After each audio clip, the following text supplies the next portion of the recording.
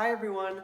So today I'm going to be doing a recently read video. So I'm going to talk about the 4 books that I've read most recently and give you my thoughts, tell you whether I would recommend them or not. So let's get right into it. The first book I'm going to talk about is The Essex Serpent by Sarah Perry. So I had this on my bookshelves for a really long time. This was very, very popular on BookTube, I believe in like 2016, and there was a lot of hype around it, and so I bought it, but it was sitting on my bookshelves for a while. And I finally picked it up, and I'm so glad that I did because I loved this book. I thought it was so good. So it's set in the Victorian era, and it follows this woman who has a very oppressive husband, and the husband passes away. That's not a spoiler, it's right in the beginning. And so she kind of takes this newfound freedom and decides that she's gonna pursue her interest in science. And the way that manifests itself is that a small village is experiencing a scare. They think that there is a serpent that is coming up from the water and killing people in the village. And so the woman, Cora Seaborn, who's the main character, she goes to this village to investigate this serpent. And when she goes there, she develops a friendship with a local priest and his family, and it's so wonderful. The characters are so wonderful in here. This is one of the best female protagonists I've ever read about. I loved Cora in this book. It dealt with the lines between friendship and romance. It dealt with the lines between science and religion a lot. That's a big theme in here. So yeah, loved the themes in here, loved the characters. The writing was beautiful.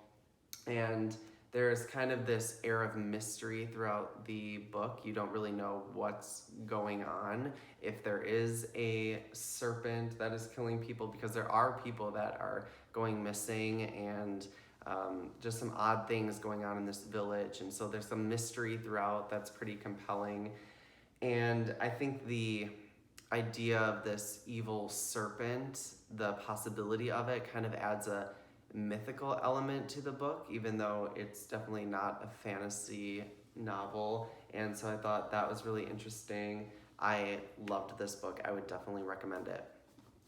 The book I read after The Essex Serpent was The Pisces by Melissa Broder. So I was very excited about this book because I read Melissa Broder's essay collection called So Sad Today.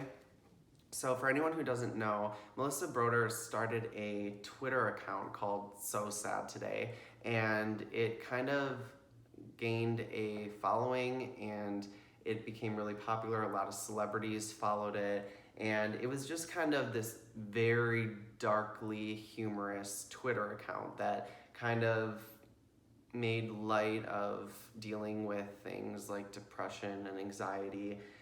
And from that Twitter account came this book of personal essays, and I read this book and absolutely loved it. I thought it was so wonderful. So I would recommend this, So Sad Today by Melissa Broder. So when I saw that she was writing a novel, and it was longlisted for the Women's Prize, and it dealt with a merman, and all of that really appealed to me. So I was obsessed with mermaids when I was a little kid, so I still kind of have an affinity for anything mer people. So I had loved her essay collection. It was a book about falling in love with a merman. It was getting some praise by being on the long list for the Women's Prize, so I was very, very excited. And then I was disappointed when I read the book. I felt like the introduction of the merman into a novel that otherwise was very contemporary, I found it a little jarring. I found the narrator of the book, the main character, I found her inner dialogue very repetitive. I felt like I'd get to a section where I'd be like, yes, I get it. You are again contemplating like why you need a man in your life and why you can't be happy without one. It was like the same inner dialogue over and over again, and I felt that was very frustrating having to read that over and over again. And I think the book had some interesting things to say about loneliness and self-love, especially towards the end of the book, but I just felt like it wasn't worth reading through all of this to get to the end and read those thoughts. They weren't worth kind of wincing through the entirety of the book to get there. So yeah, I was very disappointed in this one. Unfortunately, I really wouldn't recommend this. There is a lot of I will say just there's a lot of adult stuff in here, a lot of sexual stuff that even, I don't consider myself, very squirmish or like I am very open and comfortable with sexual stuff, but even for me, some of the stuff in here was a little shocking. So just a warning. Yeah, and I don't think they really served a purpose that was apparent to me while I was reading it. It seems like perhaps they were in there to shock the reader. So yeah, I wouldn't necessarily recommend this one, which is disappointing because I was very excited for it. Next, I read The Shadow of the Wind by Carlos Ruiz Zafon. I think that's how you say it. If not, I apologize. But I read this very popular book on BookTube and in general. I started this book and I was very excited because when I began it, I felt like this book was going to be right up my alley. It was dark, it was literary, there was a bit of a mystery to it. There was an element of books and reading. So when I first started it, I was like, this could be like a favorite. This seems right up my alley. And by the time I finished it, I don't think the book lived up to that personal expectation that I had when I started the book. I really enjoyed the reading experience, and so I would recommend this book. I really enjoyed it, but yeah, I just think once I made it all the way to the end, and it's a pretty big book, once I made it all the way through, it just didn't really live up to that expectation I had in the beginning of this could be like one of my favorite books ever, which is totally me, and I still enjoyed reading it. I think that there were some moments of really beautiful writing in here, but I will say there were also some moments where the writing was a bit questionable for me. It seemed a little, there were parts that were a little flowery where I would be like, what is that even supposed to mean? And so yeah, there's some beautiful writing, some questionable writing, and I would still recommend it because I enjoyed it. I didn't say, so this is about a boy in Barcelona in the mid-1900s, and he discovers a book called The Shadow of the Wind, and he falls in love with the book, and he is like, I want to read everything this author has ever written, and I want to know about the author. And he finds out that there is a bit of mystery around this author because somebody has been finding and burning all of his books. And so you kind of follow him trying to discover why that is, who's doing it, and it kind of gets pretty complicated. It's kind of a real web of relationships, and I found all of that really fascinating, and like I said, I found it interesting while I was reading it. Just it didn't necessarily live up to my expectations, both with the hype that was around it and when I started it, how much I was loving it. So yeah, that was The Shadow of the Wind, and I would still recommend it. And then next up, out of the four, maybe my favorite, but I did love the Essex Serpent. I might say that the Essex Serpent and this one are tied, but the next book that I read was Normal People by Sally Rooney. I loved this book. I was very nervous because of all the hype around it, and I was worried it would not live up to all the hype, but it absolutely did for me. I adored this. So this follows two people, Connell and Marianne, and we first meet them when they are finishing up high school. And they're kind of like, it's kind of that trope of they're from two different worlds. So Marianne is from a very wealthy family. However, she's kind of a social outcast at school. And Connell, his mother, cleans for Marianne's family. So he is kind of from a lower income background. And so they're separated by class, you could say, but he is very popular in school, very well liked, and so socially they're separated as well in the fact that Marianne's kind of an outcast and he's very popular. And so they can't be together, you know, in high school, kind of that trope. So they develop this secret relationship. But then Sally Rooney takes that trope and just completely obliterates it and expands on it, and we follow them into college, and we follow the ebbs and flows of their relationship as they are friends with benefits, not friends, in a relationship, and you know, we follow them through all of that. And although it's told in third person and the narrator is omnipresent, we kind of inhabit both of their heads throughout the book, and I just thought it was so good. Sally Rooney has been described as a psychological portraitist, and I think that is the perfect way to describe what she does, because you really feel like you know these characters, and not just like how they act and how they dress and all that, but know them like inside of their heads, because like I said, you kind of inhabit their thought patterns through all this, and it's really just an in-depth look at a relationship and the changes the relationship goes through. I thought there were some incredible moments of writing in here, especially the ending. If you've read this, the ending, so great. Very unique, very expertly crafted. I say it's unique. However, I do think that this book reminds me of The Perks of Being a Wallflower, if I had to compare it to something. So I'm so curious to know if anyone else has made that comparison, if anyone else can see that, or if you're like, no, you're crazy. But yeah, I was kind of reminded of The Perks of Being a Wallflower, because they are both coming of age stories. They both deal with people who have feelings of otherness and being on the outside, and you are very in their head. In both books, you're very in the character's head. So I did see a lot of similarities between these two. However, this one is kind of told in letters and first person, and like I said, this one has like a third person omnipresent narrator. So if I had to make a comparison, I would compare this to The Perks of Being a Wallflower, but this was still very unique and unlike anything else I've ever read, and I absolutely loved it, and I would absolutely recommend it.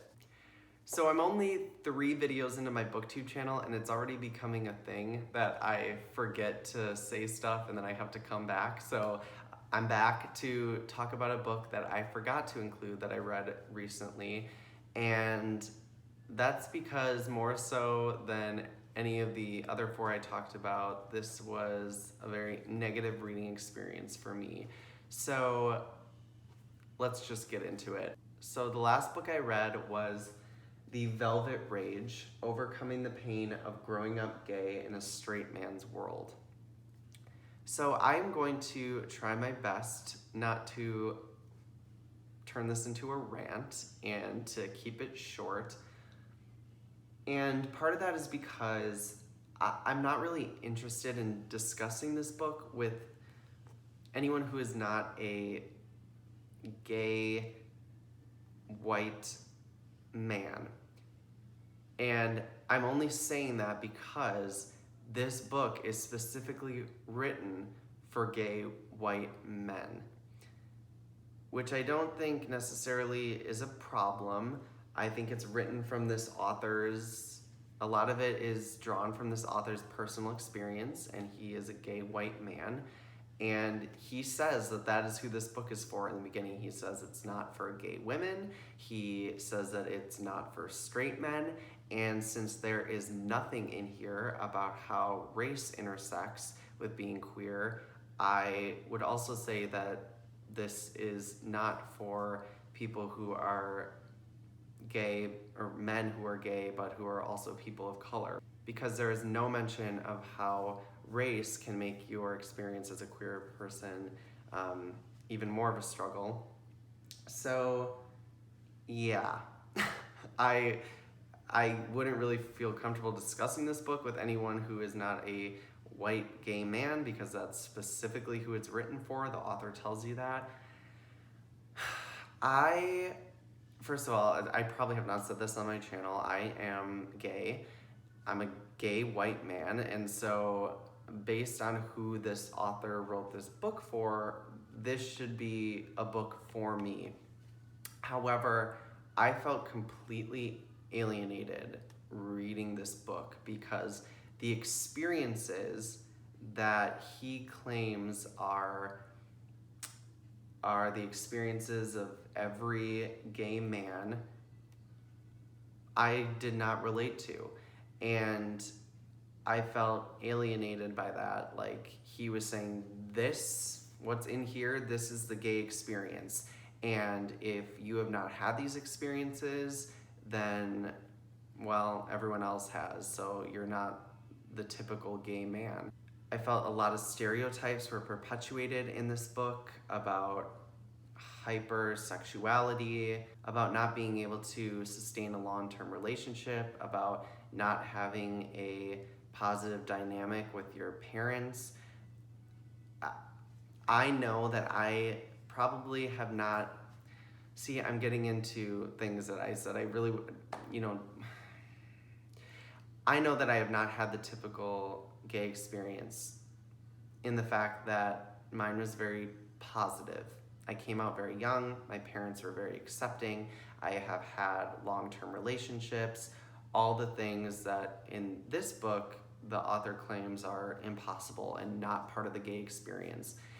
And I know it's not typical, but I have a hard time believing that every gay man has the horrible experience that is detailed in this book. Being rejected by your father and your family, never being able to be in a long-term relationship, having dozens of sexual partners a year is in this book. He never really... Another problem I had with this book is that there was never any mention of where this information was coming from. I felt myself being like, where did you get that? That is just how gay men are. Like, there were no... There just wasn't any research behind it, which made me question where these claims were coming from, except for the one time in the book where he did mention a study, and maybe because an editor knew that if he didn't mention a study in this specific instance, there would be a lot of backlash. But the one time he mentions a study is when he said that there's a study that gay men don't care about getting HIV because they would rather be young and sexually active than ever grow old, because gay men never want to be wrinkly or fat. That was in this book. I did not appreciate this book. I did not relate to it. I would love to know if other gay men who read this, if they completely didn't relate to it like I did, if they saw some parts of their experience in this, or if I'm completely on the outside and they're like, yep, this sums it up perfectly. I don't know. Again, it's not a conversation I'd really be willing to have with anyone who has not lived the experience of being a gay man. And it was an upsetting read for me. I felt like, again, to summarize, I felt like it perpetuated stereotypes. I felt like it had this tone of, this is a gay experience, and if you haven't had these exact experiences, then you're not really part of the community. The writing was all over the place for me. At some points, it was like it was a study on some endangered species. Like, he would be like, the gay man exhibits this type of behavior, but then, like, the next page, he would be talking in first person about his own personal experience. And then, like, all of a sudden, there would be some flowery metaphor that he tried to throw in there. Like, the writing was all over the place for me. And yeah, I did not appreciate this book. I I did not appreciate it. And I, like I said, I'm not really interested in discussing it with someone who has not lived this experience, but I thought I would put it out there. I had a lot of issues with this book, and like I said, I don't want to rant or go on and on, so I'm gonna cut myself off there. This is the last book I read. I wouldn't recommend it. So those are the books that I have read most recently. I'd love to know down below if you guys have read any of these books, what you thought about them. Specifically, I'd love to hear if anyone else kind of sees a comparison between Normal People and The Perks of Being a Wallflower. Until my next video, bye.